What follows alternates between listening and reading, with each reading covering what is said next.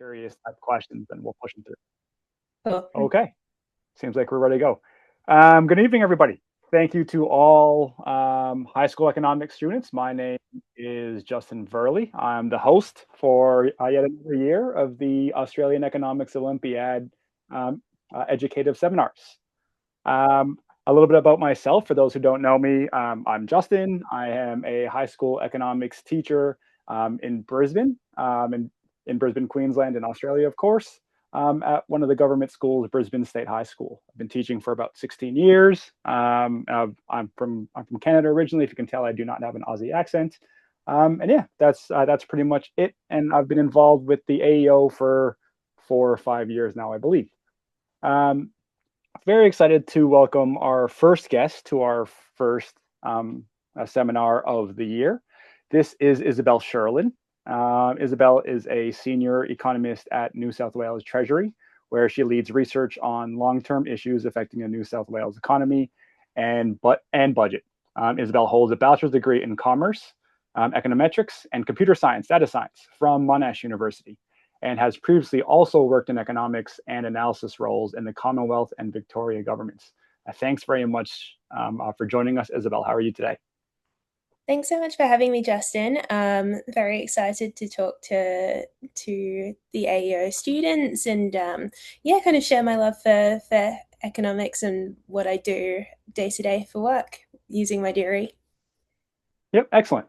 So, how about you sort of describe your current role and kind of what work looks like in both the big picture and smaller day to day? For a little bit of context on our audience most likely is entirely high school students. They are very likely as well to be either incredibly keen in at least the high school version of economics, or very high performing academically, and as well, hopefully, care about the world and solving problems, and interested in politics and government and things like that. So, as we know, economics can sort of be a very broad brush. So, are you able to sort of give us an example of what your specific role and field looks like? Yeah, so as you said before, I'm a senior economist at the New South Wales Treasury, so the state government of New South Wales. New South Wales Treasury is sort of home of all things budget for New South Wales. So we look after the state's finances, so making sure that we're getting sufficient revenue in from taxes. Negotiating with the Commonwealth for things like GST and resources for things like health funding.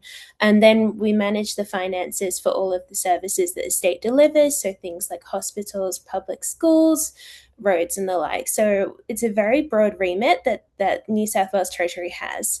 I've been at New South Wales Treasury for a bit over 3 years now. I'm currently working on the state's upcoming intergenerational report. So this is a report that gets released every 5 years, and it basically is a look 40 years into the state's future. So in 2066, what will New South Wales be looking like in terms of the demography? So, life expectancies are expected to increase over the next 40 years, fertility rates, those sorts of things. So who will be living in the state in 2066? And then as well, what impact will that have on the state's finances? So, for example, over time, we expect as life expectancies go up, we'll have a larger older population. What will that do for our healthcare cost expectations and the like? So, very excitingly, I've been working on this report for the last sort of 2.5 years, and that is due to come out sometime in June. So, a very exciting milestone for me with that approaching. Excellent.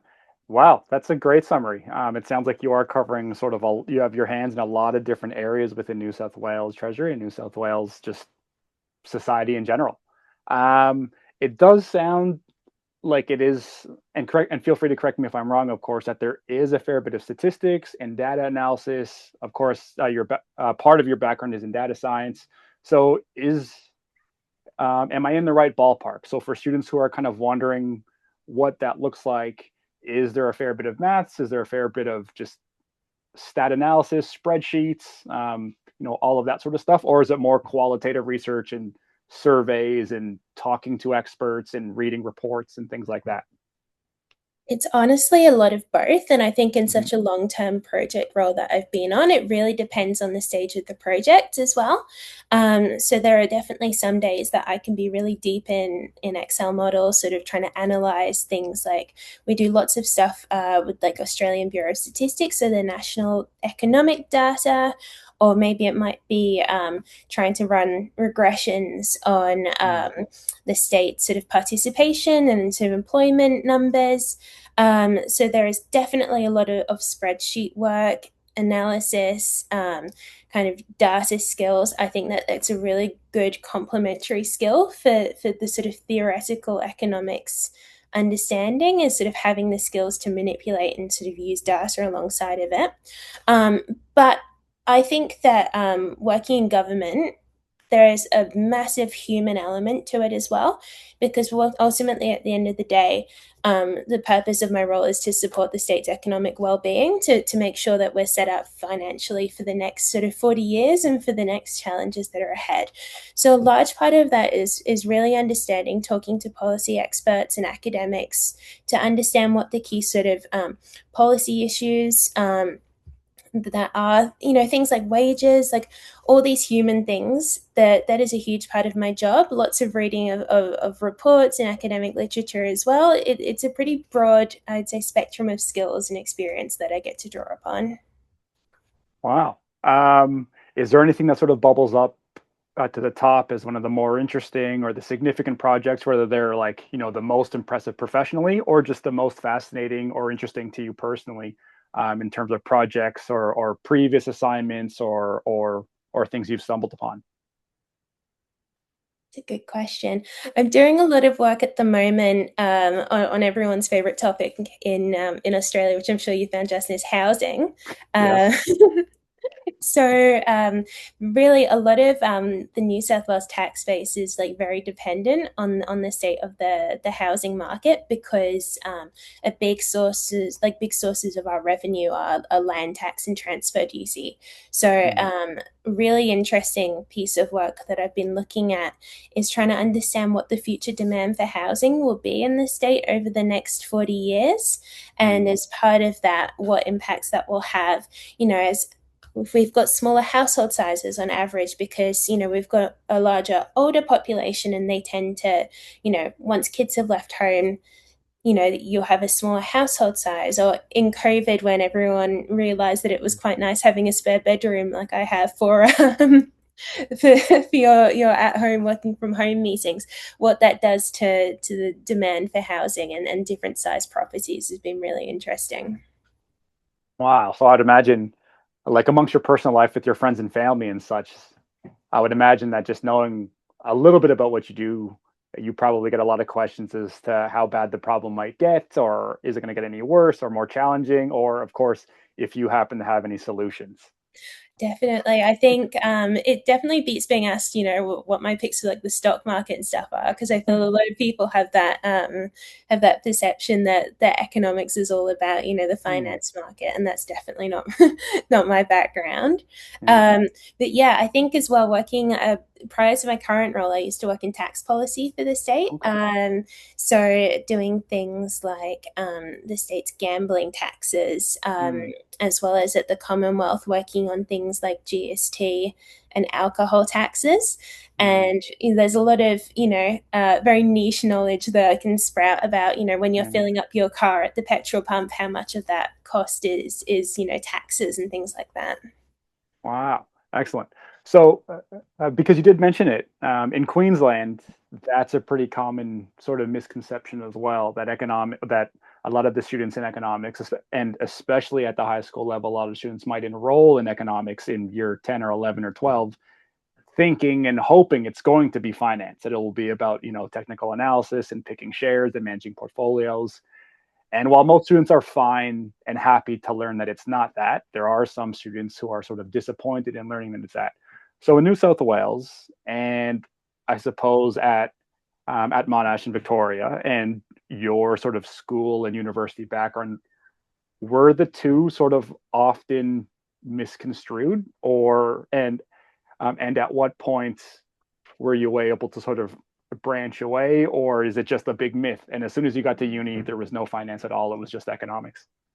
Yeah, well, I was behind your students because I didn't actually do economics at high school. My first Mhm. introduction to it was at uni in Monash.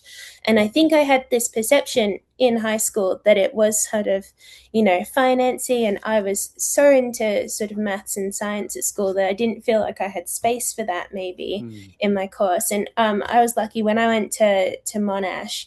I they have sort of double degrees, and they really encourage sort of breadth. And so I did a Bachelor of Commerce, and as part of that, you do a pretty broad base of subjects in your first year.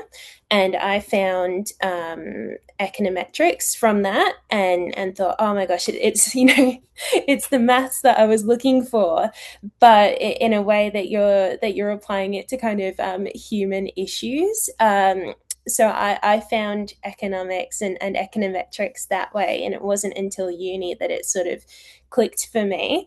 But looking at what the coursework that that you do in high school, I feel like that does set you up really well for quite a lot of different courses in uni, whether it is specifically straight economics, or whether it's something kind of a little bit more broad in that sort of political science, or even commerce finance space. Like, those theories are also really applicable, like, to a range of uni degrees. Okay. I was just speaking to a high school student not too long ago who, in turn, was speaking to current university students, mates of theirs, or maybe family, who are currently in a Bachelor of Economics program up here in Queensland and who also didn't take it in high school. So that is a pretty common path, you know, everywhere. So would you be able to speak a little bit more into that, into, I suppose, if you hadn't taken it in high school, um, why I suppose you ended up on that path, and obviously it's the wide application of maths that would have helped with that. But can you go a little bit deeper into almost thinking of, like, from the lens of a high school student who as well is loves maths and that's their skill and might end up in this world, so to speak, and what that might feel like. Yeah, so I think, as you said, I started as a high school student who loved maths and loved proofs and solving equations and getting to the right answer. And then what I found when I started at uni is that economics is sort of a way that you can apply some of those theories and those proofs and those equations, and actually see what they, whether they do stack up in real life, and sort of the actual human implications of some of these things. So, like, maybe in pure maths, it might just be proving an equation exists just for the sake of it, just so that you know that you can. But when you come to uni, or may probably also in high school economics, you can actually then take it that step further and be like, aha, and this is why, we make the decisions that we do. This is why governments sort of, operate the way that they do, or businesses make certain commercial decisions, that there's sort of it's like an evidence base to Hmm. support that, and part of that is those equations, and then it's just also like that additional layer on top of that, which is all the real world data and the exceptions. And it just felt like a wonderful sort of human real complexity Hmm. to kind of put onto my high school experience. Oh, excellent, excellent.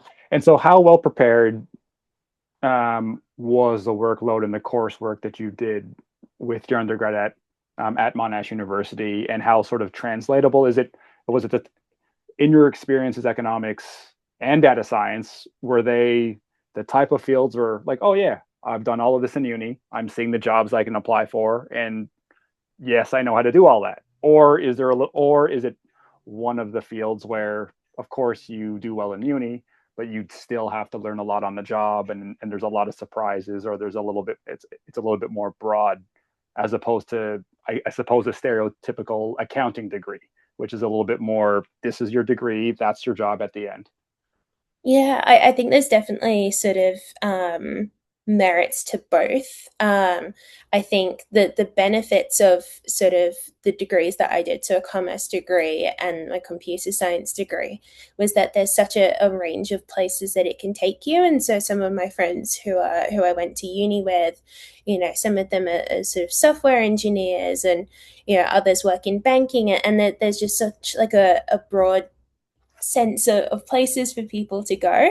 I feel like for some people like me, that was kind of really freeing, and it felt like I wasn't sort of locked into one particular career or one particular industry, or from it's scary. I was 17 when I started uni, and it feels like a very young age to be making decisions that feel sort of binding for life. And I started in a Bachelor of IT doing cybersecurity, and it turns out that wasn't for me. And so I was quite glad to have found like a home in the degree that I did.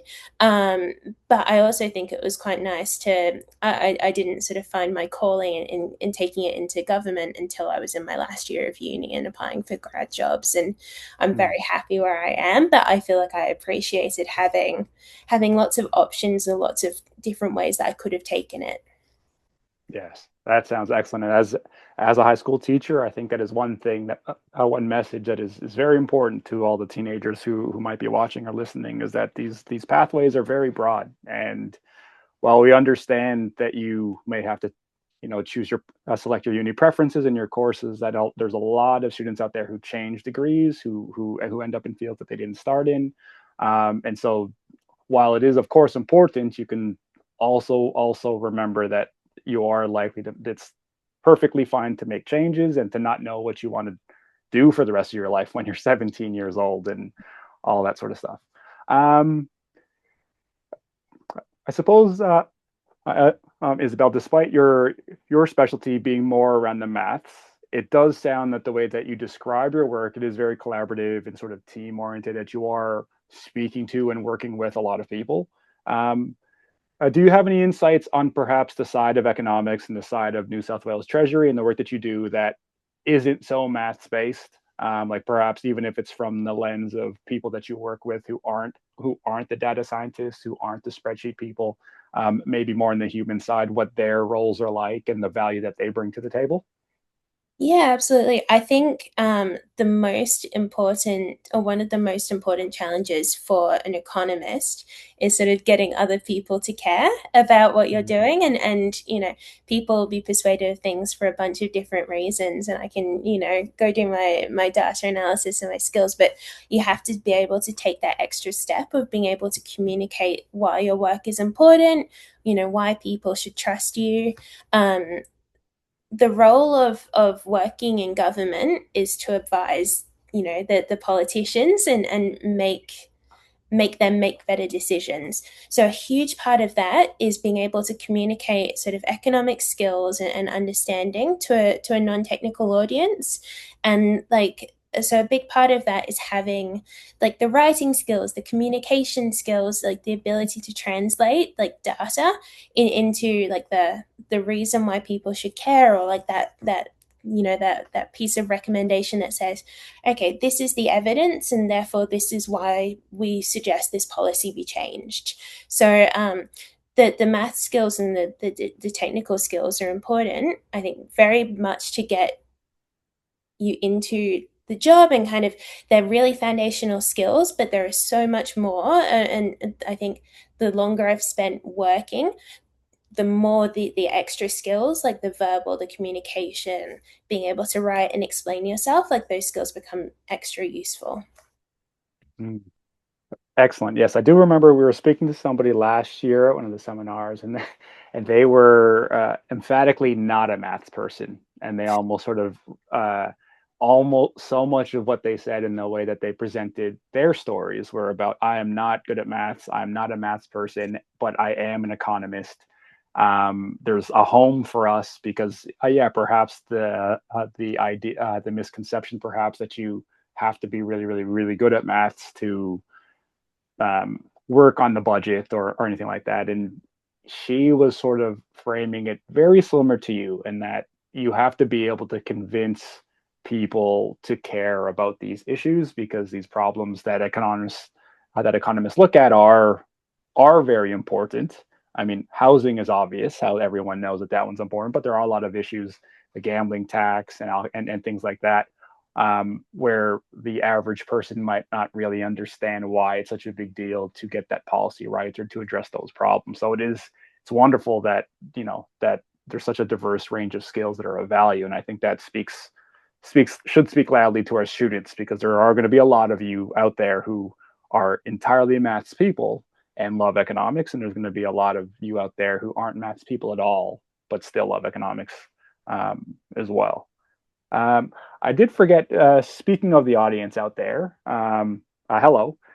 We did want to remind everybody, or I suppose let you know for the first time, that you should have access to a chat function in Zoom. And so we are open to the potential of some good, insightful questions and things like that if you want us to pass on to Isabel. So feel free to have a think and enter a question into the chat just whenever you like, while we go through a couple more questions for Isabel. This one might be a bit of an interesting question, since you sort of found economics in university and therefore weren't thinking about it too much in high school. But given all of your experience and the work that you've done, sort of what type of younger person, what type of uni student or late high school or senior high school student would be most interested in economics? I suppose with the context of possibly a lot of the people listening and those who might watch later, they probably are quite bright. They probably are pretty good at maths, at least at high school, and they probably do get pretty good grades across English and the humanities and all the other subjects, at least at a high school level. So they have economics on the list. They probably also have engineering on the list because they're pretty good at maths and science. They probably also have law on the list because they are somewhat interested in politics and government and law. So they have a lot of choices. Do you have any ideas as to, like, well, if you're this type of person, you will really find economics quite interesting and joyful and fulfilling and all that sort of stuff? Yeah, I think like I get to work with the most, like, kind of as you've said, the most clever, the most interesting, like the most passionate people. So I really think that there is like a really, like, economics is a really great profession. Like it attracts a really great group of people.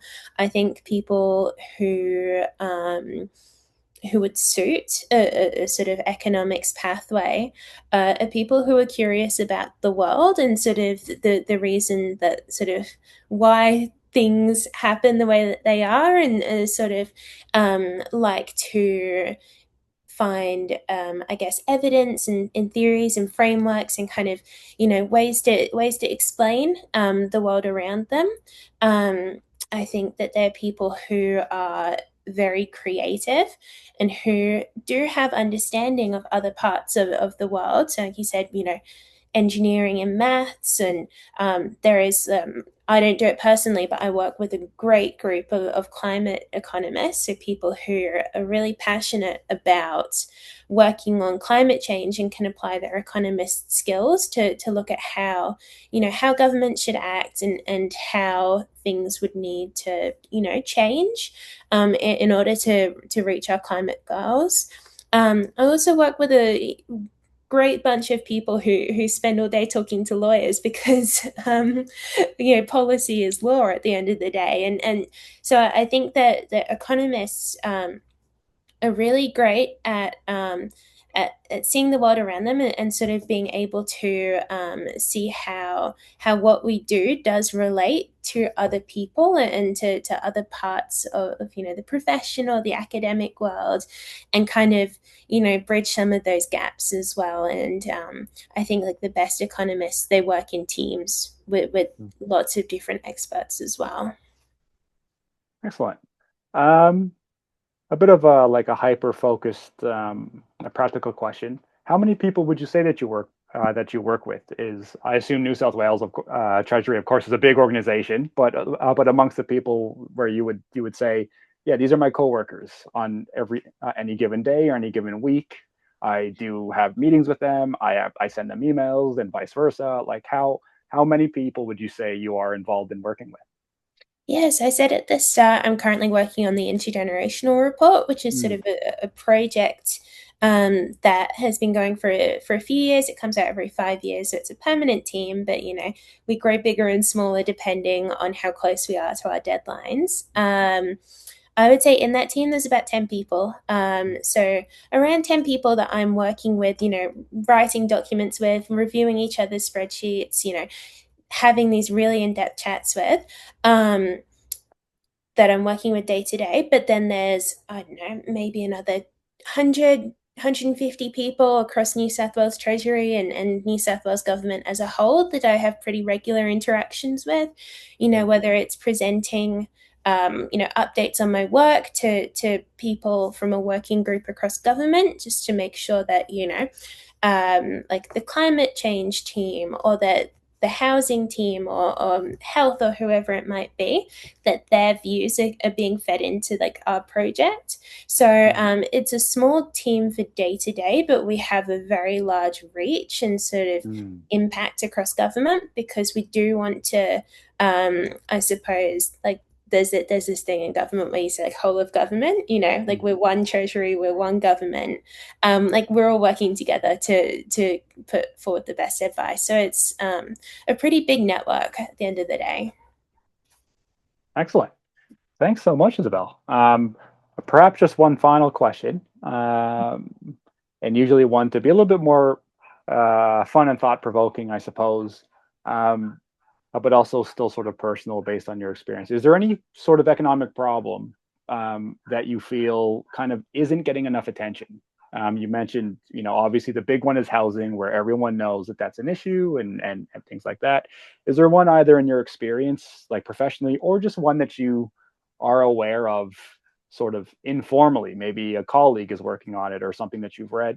Is there anything that isn't that is a bit of a problem right now that you just like, oh, this might be a bigger issue later on. This is coming down the pipeline, or this is just really interesting. It probably would get a few hits or views if people looked at it, and it's an interesting read.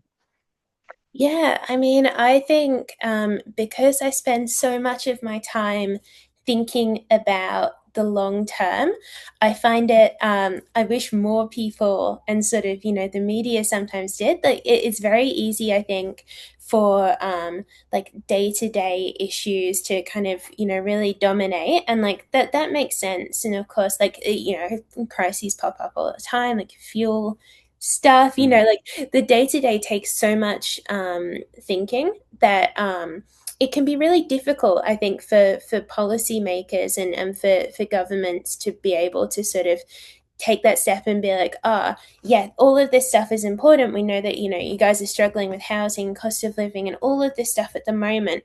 But, we want you to, pay attention, have buy-in for this reform that maybe you won't see the impacts of for 5 years, or maybe there's a bit of short-term pain, but the long term is really worth it. So I think the thing that I wish that maybe there was a bit more focus on is sort of a bit more space to think about the long term and things that mm, you might not see the payoff for straight away, mm, and that I feel like there is kind of, you know, we spend a lot of time as well thinking about intergenerational issues. So, like, what do young people care about? Young people growing up in the world now, what can we do in terms of policy and decision making now to make their lives better in 20, 30 years?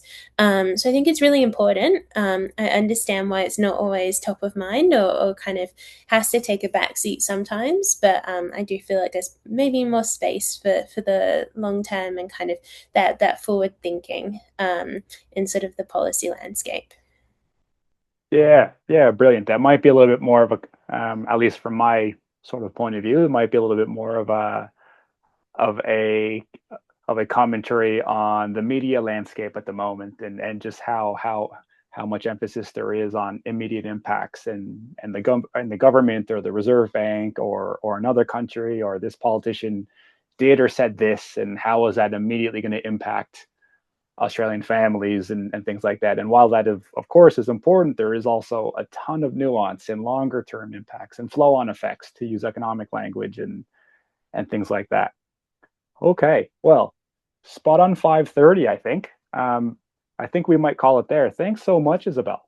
This was really, really, really insightful, and thank you very much for sharing your stories and providing your insights on your background and your professional work with New South Wales Treasury. Really, from all on behalf of all the students and teachers involved with the AEO, thank you so much, Isabel.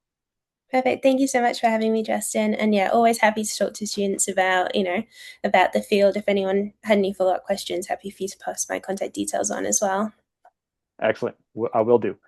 Thank you. I'll see you Thank you. later. Bye. Okay. Um, for I suppose the rest of the audience and all the students, that pretty much is the end of our first educative seminar. Just a few housekeeping reminders. Our next one of these is in 2 weeks' time. That yeah, in 2 weeks' time, which is going to be the 25th of April. We have another uni student, or we have someone who's currently in uni towards the tail end of their economics degree. I believe it has been a little while since we've checked in with them. So I am looking forward to speaking with Sam. And we do have several weeks until the round one test.